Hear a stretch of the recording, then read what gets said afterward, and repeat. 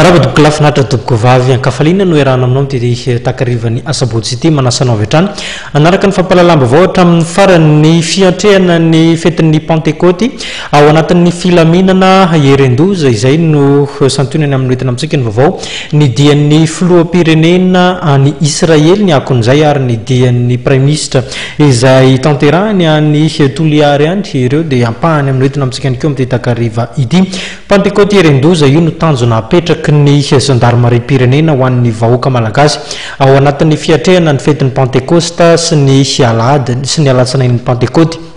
Ao anatin'izay indrindra misy ny hetsika samihafa entin'izy ireo hanomezana fahafaham-po ny vahoaka malagasy.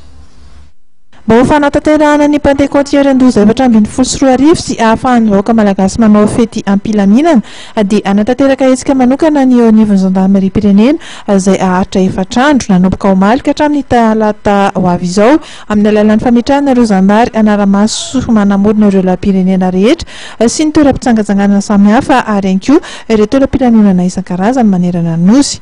Anamarika izany hetsika izany ny fahitana ireo zandary eny amin'ny lalambe mba ho fandrindrana sy ho famorana ny fifamoivoizana ny fametrahana ny équipe d'intervention rapide sy ny équipe de secours amin'ny toerana sasany mba hisana ny vonjitaitra amin'ny fotoana ilana azy, ny fametrahana ireo poste de surveillance mandehandeha sy mijanona amin'ny toerana iray mobile estatique ary ny fanamafisana ny fisafona andro sy alina. Izao hetsika izao no atao moa dia mba ampihenana arak'izay azo atao ny ny lozam-pifamoivoizana sy ireo asan-jola isan-karazany ary koa ireo alatrombo mianjady amin'ny vahoaka any ambanivohitra. Misokatra ho an'ny rehetra ny laharana maitso maimaimpona 520 na ny 119 ka dia manentana ny rehetra mba hampandre ny mpitandro ny filaminana vao misy tranga zavatra mampiayay na ilana vonjy tampoka ihany koa.